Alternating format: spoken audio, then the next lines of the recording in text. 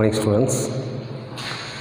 இன்றைக்கி நாம் மிஷினிங்கில், அதாவது நான் கன்வென்ஷனல் மிஷினிங்கில் கெமிக்கல் மிஷினிங் அல்லது கெமிக்கல் மில்லிங் அப்படிங்கிற ஒரு ப்ராசஸை பற்றி பார்க்க போகிறோம்.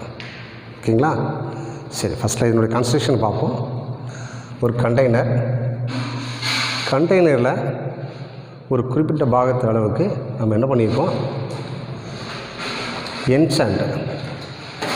இன்சென்ட்னா என்ன அப்படின்னா ஹாட் கெமிக்கல். அதாவது ஒரு கெமிக்கலை அந்த கண்டெய்னரில் நிரப்பி வச்சுருக்கோம்.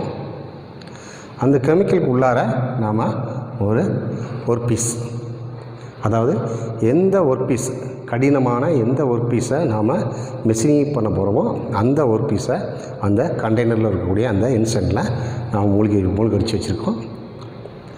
அது ஹீட் பண்ணணும் அப்படிங்கிறதுக்காக ஒரு ஹீட்டரை அந்த கண்டெய்னரில் நம்ம பொருத்திருக்கோம்.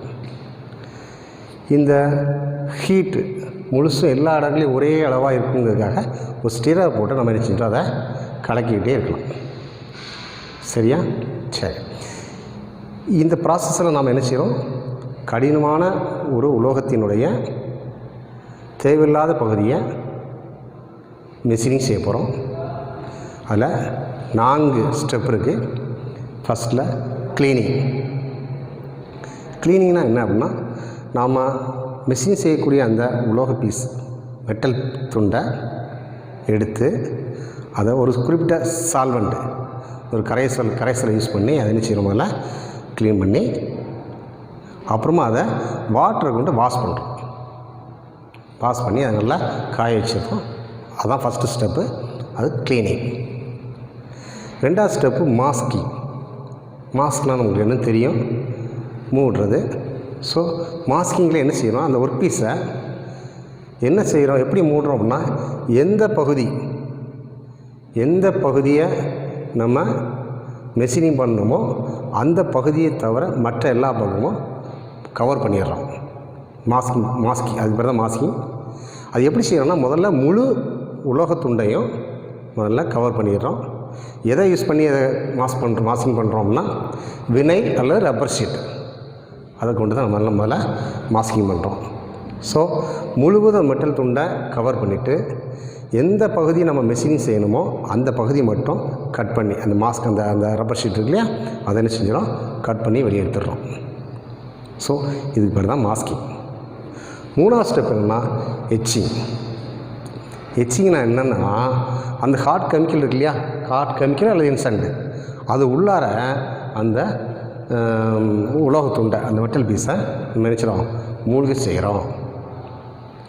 அந்த அந்த இன்சென்ட் இருக்கு இல்லையா, அந்த இன்சென்ட் வந்து எதுவால் ஆனது அப்படின்னு சொன்னால், அந்த மெட்டல் என்ன மெட்டலை யூஸ் பண்ணுறோமோ அதுக்கு தகுந்த மாதிரி. உதாரணத்துக்கு ஸ்டீலை யூஸ் பண்ணுறோம்னா, ஸ்டீலை யூஸ் பண்ணுறோம்னா அதுக்கு ஆசிட் யூஸ் பண்ணுறோம். அது குறிப்பாக என்ன ஆசிட் யூஸ் பண்ணுறோம்னா H2SO4 அப்படிங்கிற ஆசிடை யூஸ் பண்ணலாம். இல்லை அலுமினியம் யூஸ் பண்ணுறோன்னு சொன்னால் அதுக்கு நாம் காஸ்டிக் சோடா யூஸ் பண்ணிக்கலாம். ஸோ எச்சிங்னா அந்த இருக்கு இல்லையா, அந்த கண்டெய்னரில் இருக்கக்கூடிய அந்த இன்சென்ட் இருக்கு இல்லையா, அதுக்கு உள்ளார அந்த உலோக பீஸ், மாஸ்கிங் செய்யப்பட்ட அந்த உலோகத்துண்டை நம்ம நினைச்சிடும் மூழ்கி செய்கிறோம். சரியா? சரி, அப்படி மூழ்கி செய்யும்போது நல்லா கவனிச்சுக்கணும், ஏற்கனவே இந்த பகுதி கவர் பண்ணப்படலை இல்லையா, இந்த இடம் கவர் பண்ணிட்டோம், ரப்பர் ஷீட்டால் கவர் பண்ணிட்டோம்.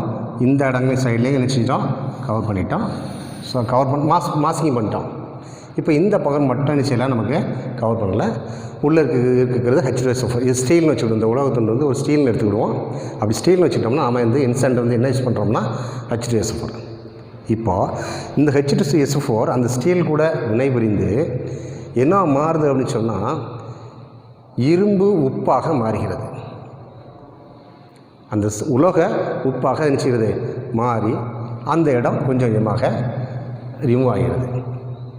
ஸோ எந்த இடத்துல கவர் பண்ணலையோ அந்த இடத்துல இருக்கக்கூடிய அந்த உலோகம், அந்த இரும்பு, அந்த ஸ்டீலானது அந்த வெளியேறக்கூடிய இன்சென்ட், அதாவது H2SO4 கூட வினைபுரிந்து அந்த இடம் மட்டும் அந்த மெட்டலில் என்ன செஞ்சிட்ருக்கு, அந்த உலோக உப்பாக, அதாவது இரும்பு உப்பாக மாறி அந்த இடம் அப்படி கொஞ்சம் கொஞ்சமாக நமக்கு மிஸ்ஸிங் ஆகிட்டே இருக்குது.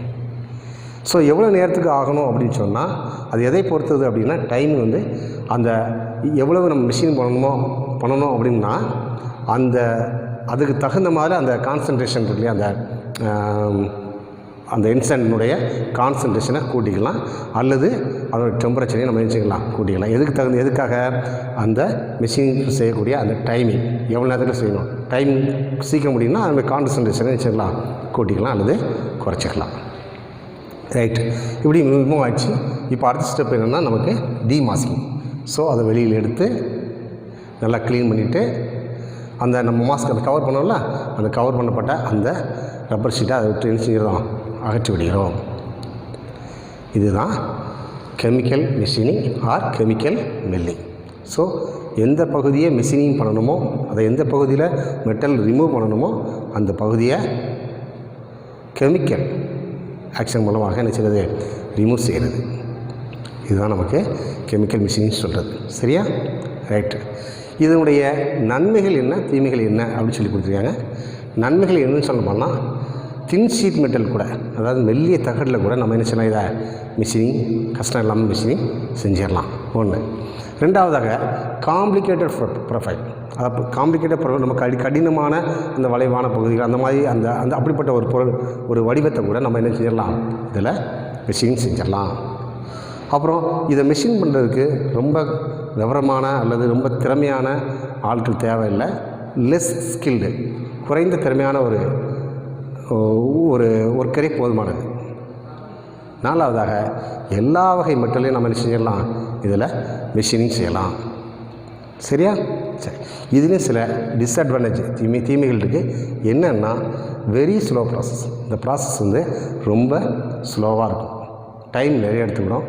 ரெண்டாவதாக large amount not possible. So நிறைய மெட்டலை ரிமூவ் பண்ணணும்னு நம்ம நினச்சோம்னா அப்படிப்பட்ட இடங்களில் இந்த ப்ராசஸ் நினைச்ச முடியாது, பயன்படுத்த முடியாது. ஸோ இது ஒரு நான் கன்வென்ஷனல் டைப் மிஷினிங். ஓகேங்களா? புரிஞ்சுதா? ரொம்ப சிம்பிள்.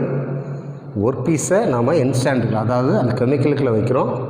ஸோ எந்த பகுதியை நம்ம மிஷினிங் செய்யணும்னு நினைக்கிறோமோ அந்த பகுதியை மட்டும் விட்டுட்டு மற்ற இடத்தையும் நம்ம என்ன செய்யறோம், கவர் பண்ணிடுறோம்.